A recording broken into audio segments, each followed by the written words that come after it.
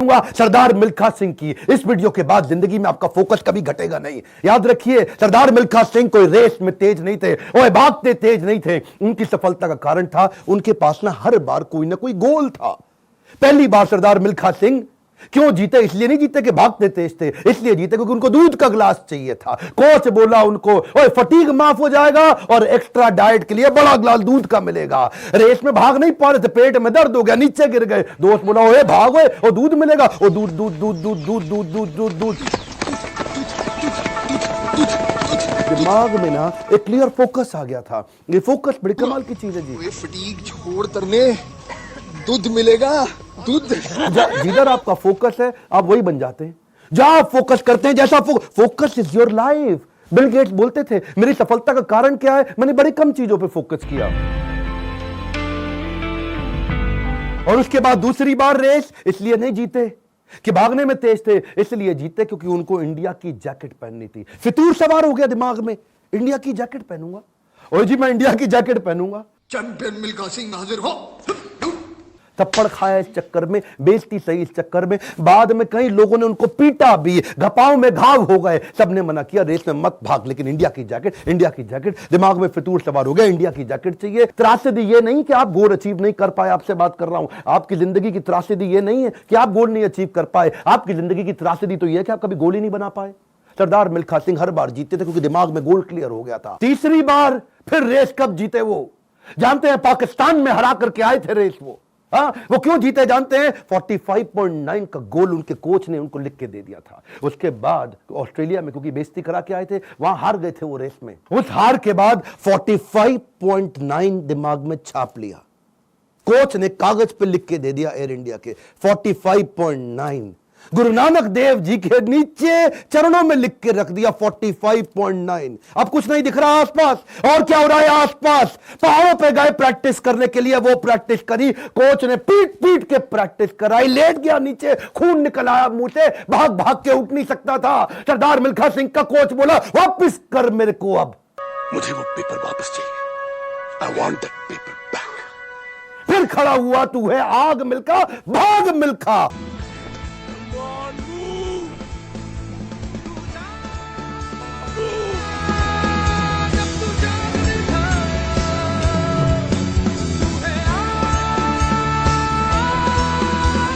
मेरा आपसे क्वेश्चन है, आपका 45.9 क्या है?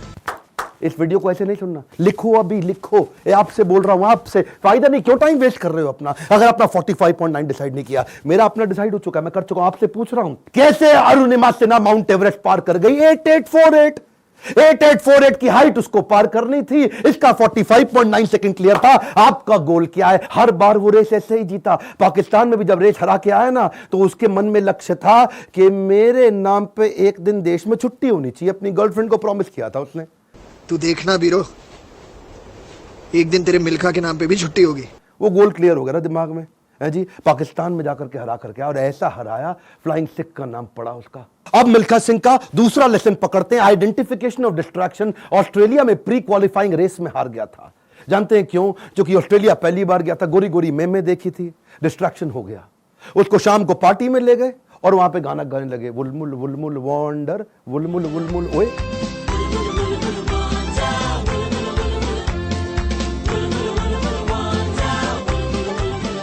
पूरा म्यूजिक में दिमाग घूम गया, बियर पे बियर चले चले जा रही है, प्री क्वालिफाइंग रेस के अंदर हार गया, डिस्ट्रैक्शन पकड़ में आया उसको। एक बात बताएं, डिस्ट्रैक्शन और डायरेक्शन इनवर्स बना लो।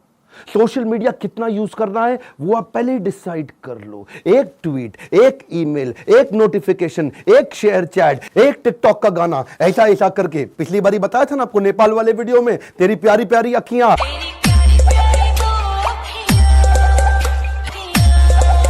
उसी चक्कर में कई घंटों निकल गए, हाथ से पूरा टाइम छीन करके ले जाएगा आपका वो डिस्ट्रैक्शन। इस डिस्ट्रैक्शन को आइडेंटिफाई करो, अपने आप को डिसिप्लिन बिल्ड करने के लिए नियम बना लो, कुछ नियम बना लो। सोशल मीडिया दिन में केवल 15 मिनट, शाम को 8 बजे के बाद मोबाइल कभी छूंगा ही नहीं, सुबह 9 बजे से पहले केवल अपने ऊपर काम करूंगा, अपने आप को ट्रेन करूंगा, मोबाइल को टच भी नहीं करने वाला। आप मोबाइल को लेकर के डीएनडी लगा दो, डू नॉट डिस्टर्ब लगा दो, एयरप्लेन मोड का डिसिप्लिन ले आओ, एयरप्लेन मोड को प्रैक्टिस करो। दिन में कोशिश करो 24 में से 16 घंटे एयरप्लेन मोड। अगर इस प्रकार की प्रैक्टिस बिल्ड कर ली, आ जाएगा समाधि का फोकस। आज मिल्खा सिंह ने यही किया, डिस्ट्रैक्शन आइडेंटिफाई किए, किसी को डिस्ट्रैक्ट नहीं करने दिया। फाइनल रेस से पहले पाकिस्तान में सामने वाले का कोच बोला, मिल्खा सिंह तुम्हारी आखिरी रेस साबित हो सकती है। क्या बोला मिल्खा सिंह? दौड़ूंगा भी वैसे ही। मिल्खा सिंह, ये आपकी जिंदगी की आखिरी रेस साबित हो सकती है। दौड़ूंगा भी वैसे ही। बिल्कुल डिस्ट्रैक्ट नहीं हुआ। उन्होंने इसको कई बार डिस्करेज किया, डिस्ट्रैक्ट नहीं हुआ। अब ना लड़कियों से डिस्ट्रैक्ट हुआ, ना ओपोनेंट से डिस्ट्रैक्ट हुआ। भयंकर फोकस, जीत गया। तीसरा रूल मिल्खा सिंह का, रेज योर स्टैंडर्ड। एक कमाउंट, क्या तीसरा lesson? Raise your standard.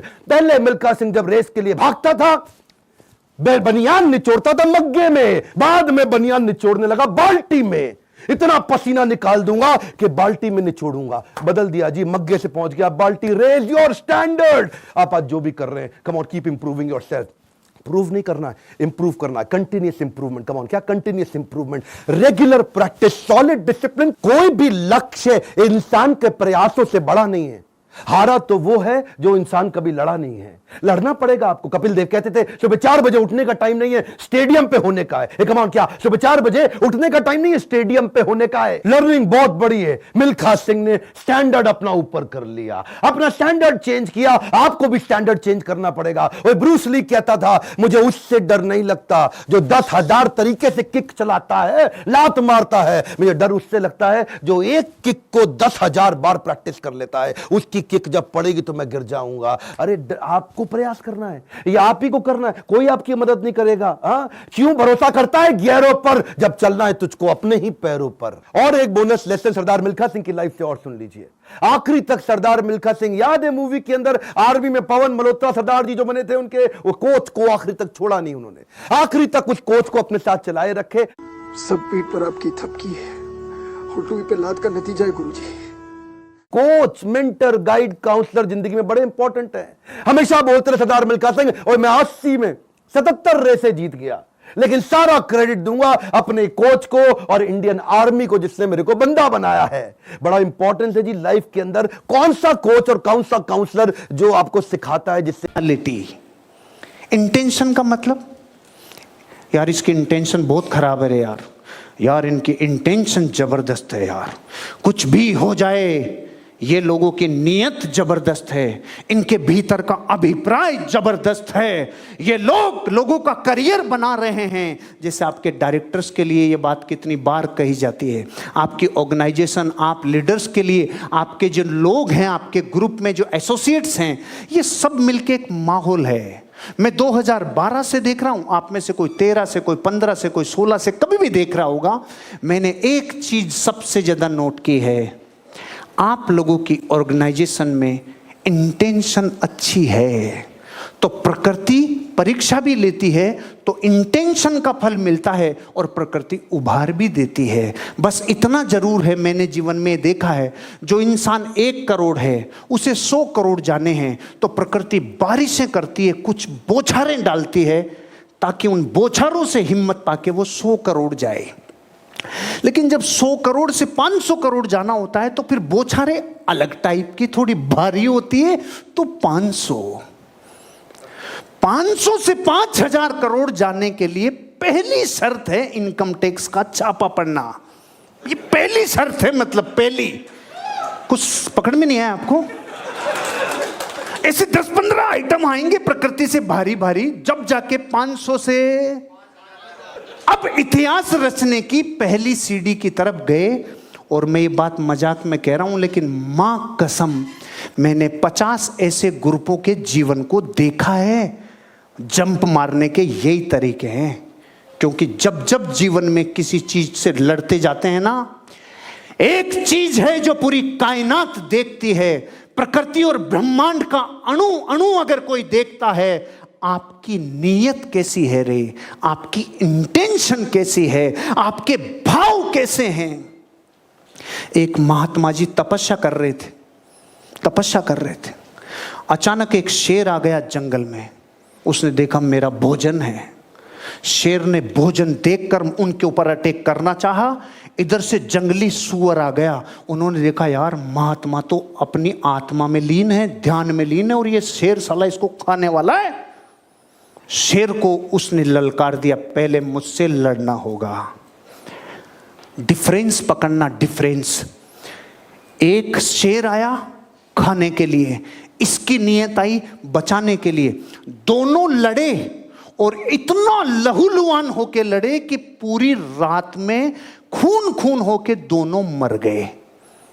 Mahatma ji अपनी आत्मा में लीन है। रिजल्ट बताता हूं, ये शेर नरक गया, ये स्वर्ग गया। अब मैं आपसे पूछता हूं, क्रिया क्या थी? क्रिया थी घनघोर हिंसा, क्रिया थी घनघोर खून, क्रिया थी जबरदस्त आक्रमण। तो जब क्रिया दोनों ही हिंसा की कर रहे थे तो रिजल्ट अलग अलग कैसे आया? Power of intention.